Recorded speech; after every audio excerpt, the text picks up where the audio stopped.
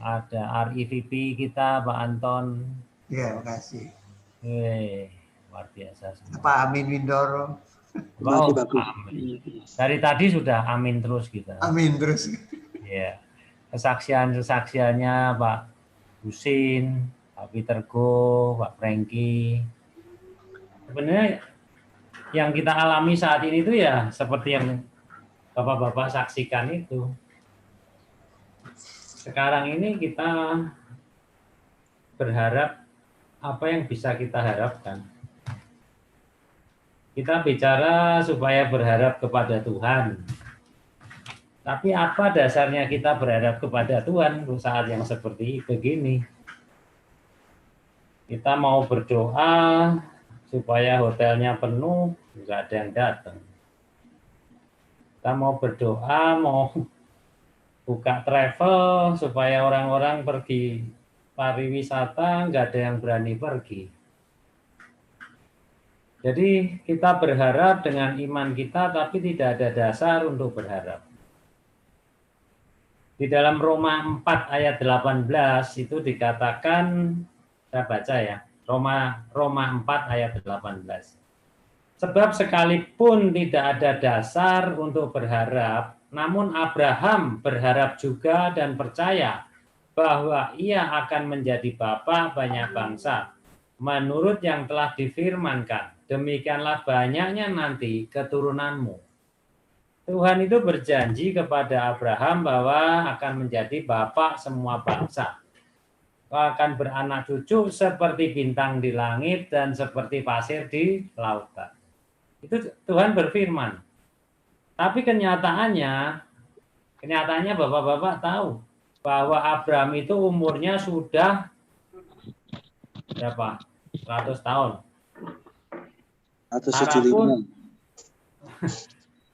Sarah pun sudah mati haid. Kalau di dalam versi lain dikatakan bahwa Abraham itu sudah mati. Mati rasa itu berarti sudah impoten, udah nggak bisa lagi. Nah, terus bagi Abraham ini karena janji Tuhan mengatakan bahwa engkau akan beranak cucu seperti bintang di langit dan seperti pasir di lautan, dan kenyataannya Abraham itu sudah nggak bisa, sudah impoten. Sarah pun sudah mati haid. Dasarnya apa Abraham itu berharap kepada Tuhan? Tidak ada dasarnya Abraham itu berharap kepada Tuhan. Itu situasi yang seperti yang kita alami saat ini. Dasarnya apa kita itu berharap kepada Tuhan? Tapi maka ini Abraham dikatakan bahwa Abraham dikatakan bahwa Abraham berharap juga dan percaya bahwa ia akan menjadi bapa banyak bangsa menurut yang telah difirmankan. Inilah Abraham. Bapak-bapak tahulah akhir dari cerita ini bahwa Abraham mempunyai keturunan. Karena janji Tuhan itu iya dan amin.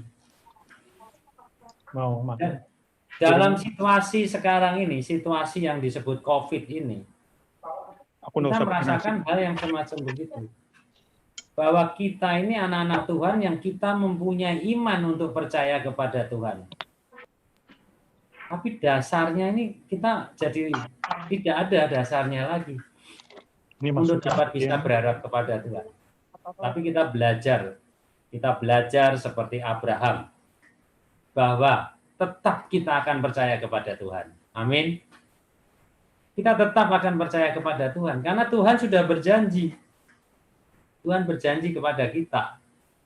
Tadi ya saya dengar kesaksiannya Pak Husin, kesaksiannya Pak Peter Go. Segala sesuatu ini apa sudah yang diharapkan tidak ada lagi. Memang harus seperti ini. Lah terus bagaimana?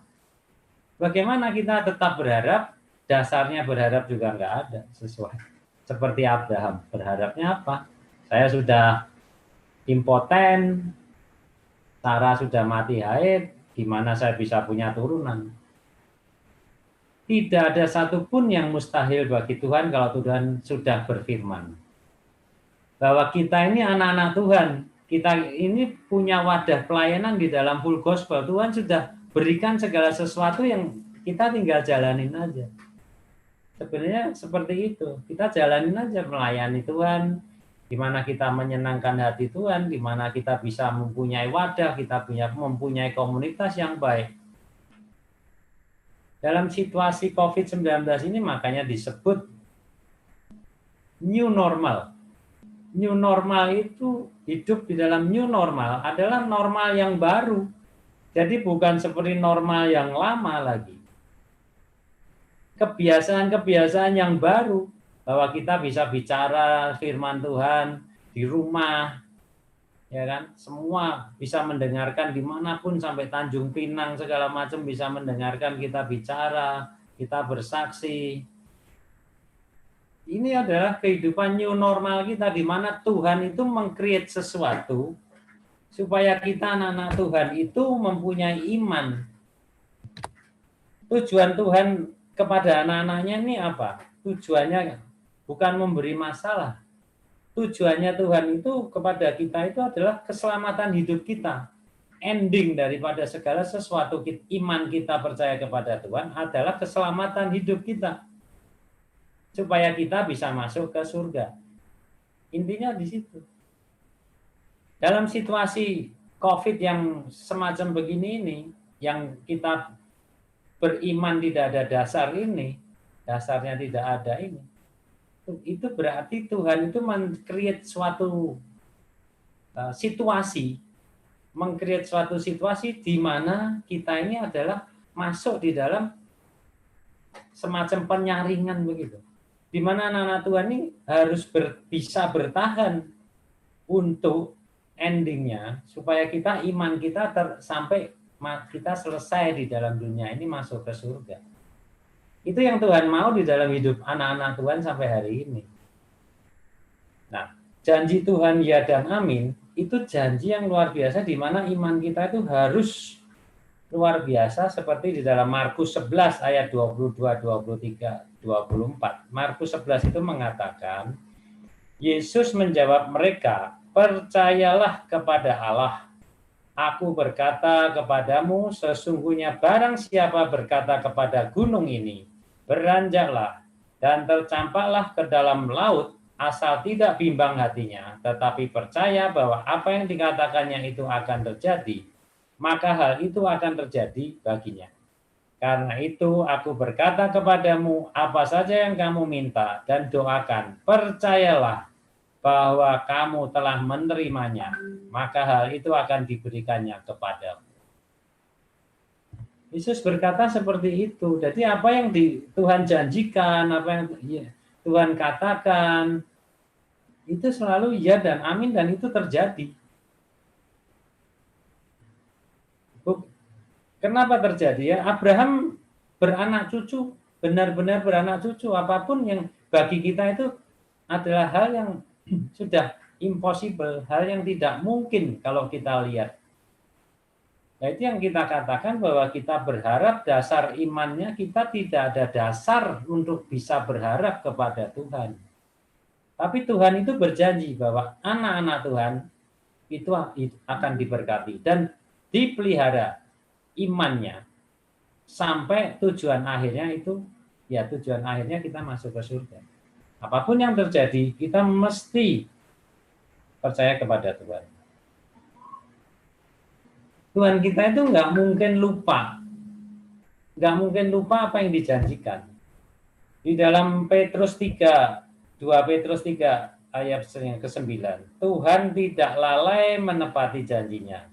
Sekalipun ada orang yang menganggapnya sebagai kelalaian, tetapi ia sabar terhadap kamu. Karena ia menghendaki supaya jangan ada yang binasa, melainkan supaya semua orang berbalik dan bertobat. Nah, Tuhan itu nggak pernah lalai dengan apa yang Dia firmankan, Dia janjikan di dalam hidup kamu, hidup kita semua. Ujung-ujungnya Tuhan mengharapkan apa? Mengharapkan supaya kita berbalik dan bertobat kepada Tuhan lagi, supaya kita ini bisa masuk ke surga. Itu yang Tuhan mau. Jadi situasi yang di-create untuk saat ini bukan situasi di Indonesia saja. situasi ini di dunia. Benar-benar ini situasi yang Tuhan create seperti dunia ini berhenti saat ini.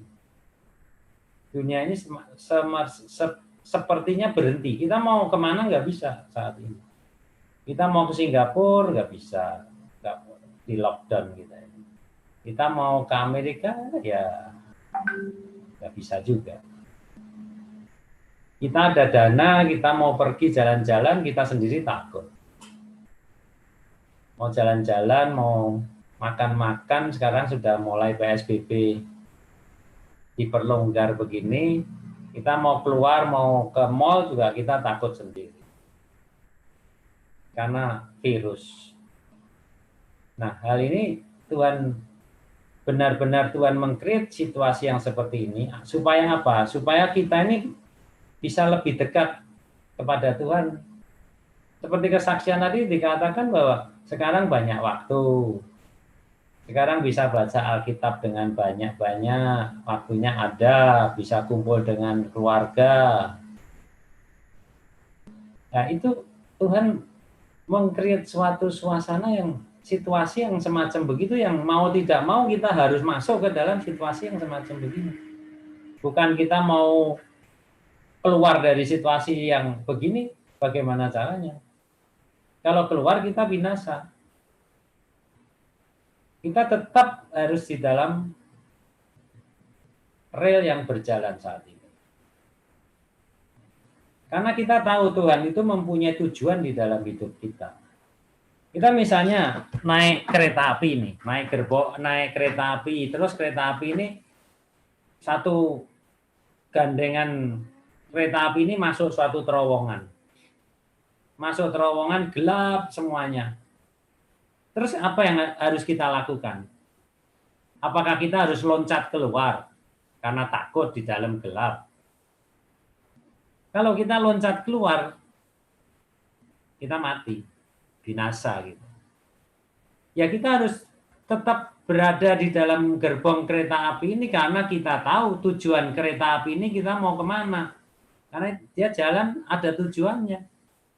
Misalnya kita naik kereta mau ke Surabaya, mau kemana, ada tujuannya. Begitu juga hidup kita yang di-create semacam gini. Dalam situasi COVID yang begini nih, kita nggak bisa lompat keluar. Ya kita jalani. Tetap kita harus bertahan di dalam gerbong kereta api. Kita harus bertahan di dalam situasi seperti ini. Dengan mengingat bahwa Tuhan itu tidak akan lalai dengan janji-janjinya kepada kita. Dan kita mempunyai tujuan, Tuhan itu mempunyai tujuan supaya hidup kita ini berbalik dan bertobat. Supaya hidup kita bisa, akhir hidup kita bisa masuk ke surga. Ini yang Tuhan create semacam begini. Memang kalau dilihat bukan sedikit, bukan bapak-bapak atau siapa aja, semua hampir mengalami hal yang sama saat ini. Mengalami hampir hal-hal semuanya sama seperti ini. Nah, ini yang Tuhan dirancanakan di dalam hidup kita supaya kita ini berbalik lagi, kita dapat banyak waktu lagi memuji Tuhan, banyak waktu lagi kita bisa membaca firman Tuhan. Karena janji-janji Tuhan itu tidak akan tidak digenapi kepada hidup kita.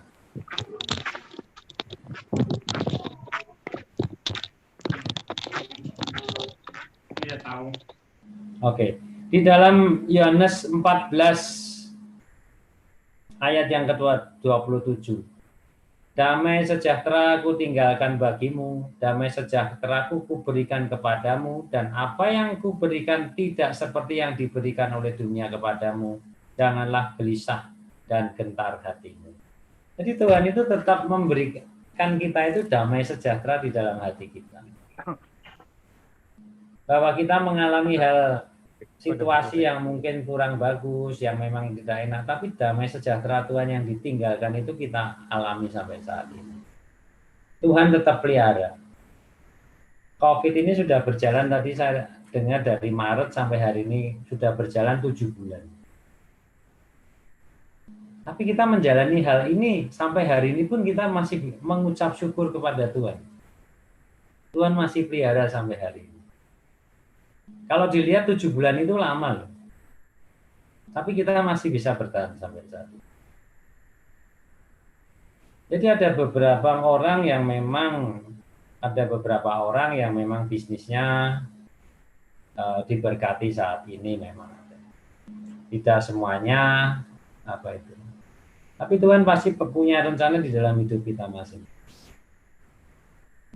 Tuhan beri kita kekuatan, Tuhan beri kita iman, walaupun dasar imannya itu tidak ada sama sekali, Tuhan itu pasti kuat. Tuhan pelihara sampai hari ini. 7 bulan kita lewati, damai sejahtera Tuhan berikan, sukacita Tuhan berikan. Tuhan pelihara itu kan dengan berbagai cara sampai hari ini. Semua dari kita ini bisa tetap bertahan hidup. Tujuan Tuhan kan seperti itu. Nah, kalaupun misalnya kita melihat ombak, merasa ombaknya besar. Kalau kita naik perahu merasa ombaknya besar, sedangkan ombak itu tidak besar. Karena apa? Karena perahu kita yang kecil. Jadi melihat ombak yang kecil aja kita sudah merasa besar. Jadi kita harusnya bagaimana? Kita harusnya membesarkan iman kita. Ujian tidaklah berat, hanya iman kita yang lemah. Jadi pada saat kita naik perahu yang kecil, iman kita kecil, melihat ombak yang kecil pun kita sudah bicara itu ombaknya besar sekali. Coba kita besarkan perahu kita besarkan iman kita. Ombak yang datang itu ombak yang kecil, bukan ombak yang besar. Jadi supaya kita bisa meningkatkan iman kita, supaya kita bisa menaikkan iman kita menjadi besar, Tuhan beri kesempatan banyak. Janji Tuhan, kita banyak baca firman Tuhan, kita banyak waktu sampai saat ini. Sepertinya waktu ini benar-benar berhenti. Di dunia ini waktu ini diberhentikan saat ini.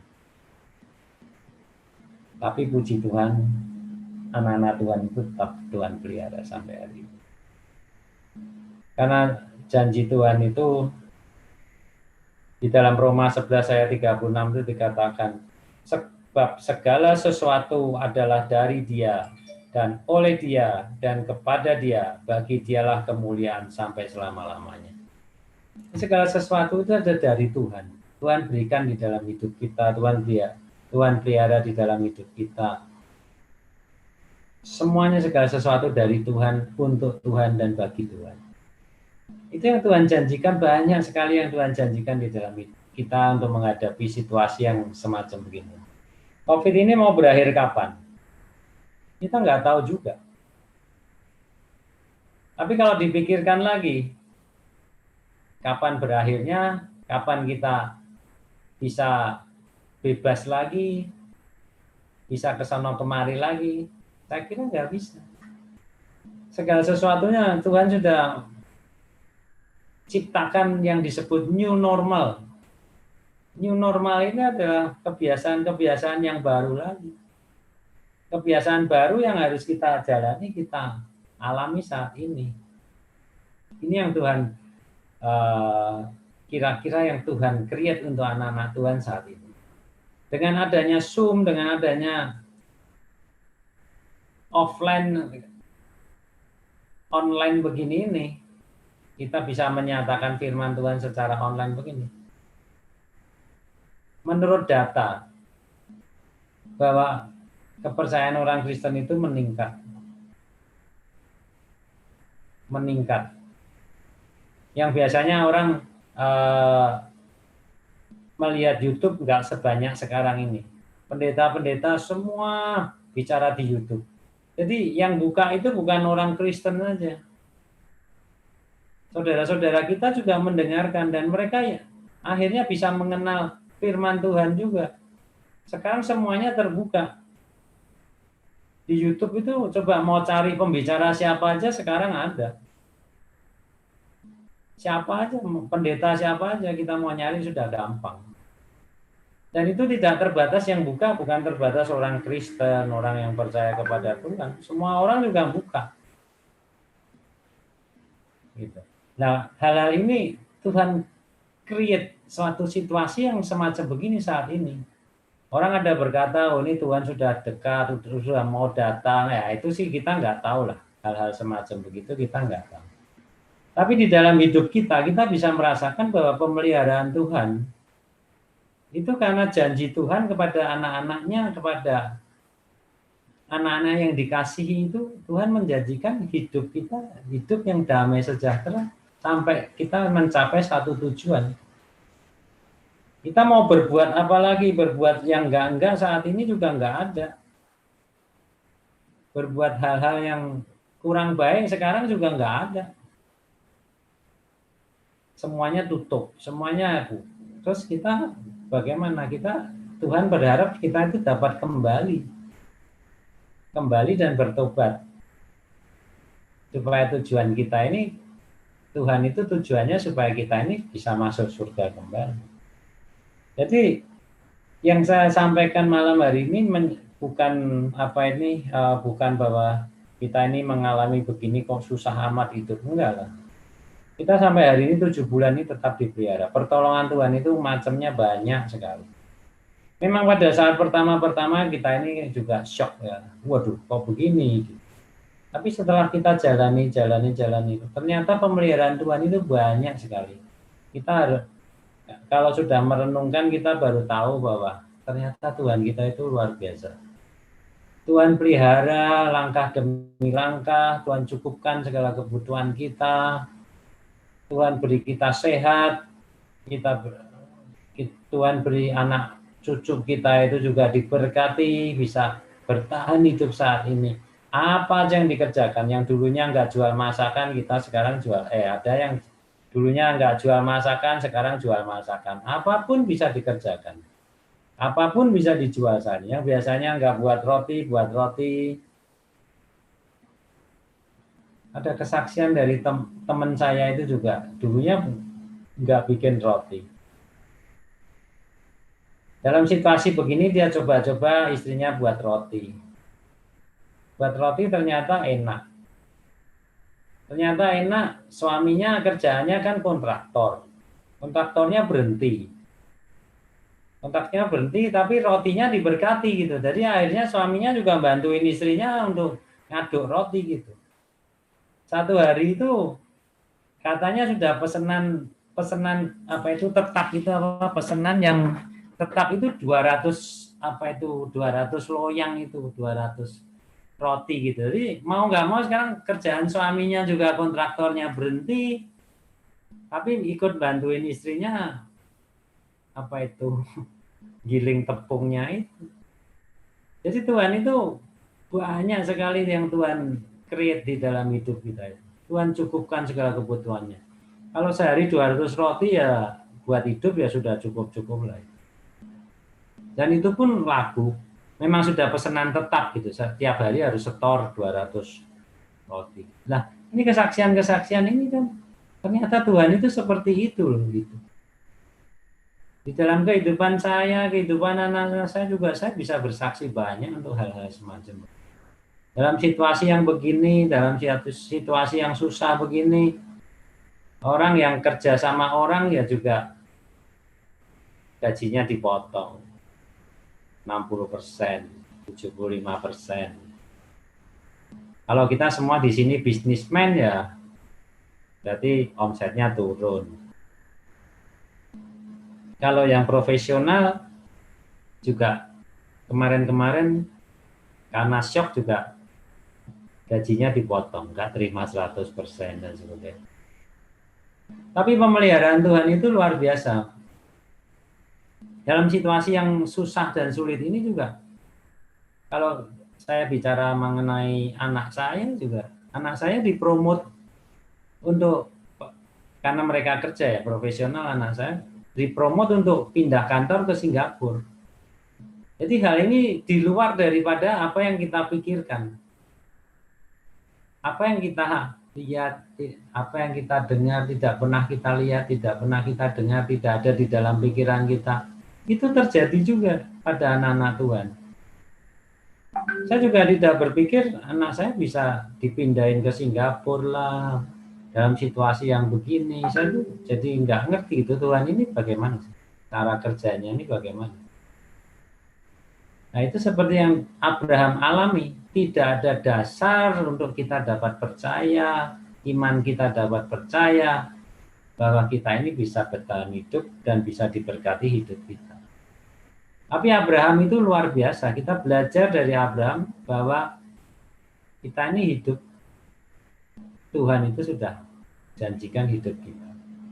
Tuhan Abraham berkata, Tuhan berfirman kepadanya bahwa dia akan beranak cucu. Walaupun posisinya benar-benar tidak mendukung, tidak bisa diharapkan, Saranya sudah mati haid dan Abrahamnya sudah impoten, tapi masih bisa hamil, masih bisa punya anak. Dan itu beranak cucu seperti yang Tuhan mau. Itu yang Tuhan mau di dalam kehidupan kita saja. Apapun yang kita hadapi, situasi apapun yang kita rasakan saat ini, janji Tuhan itu ya dan amin. Itu yang kita sampaikan untuk malam hari ini. Terima kasih Bapak, semuanya Tuhan memberkati. Ya, terima kasih Pak Agus. Firman yang sangat memberkati kita semua.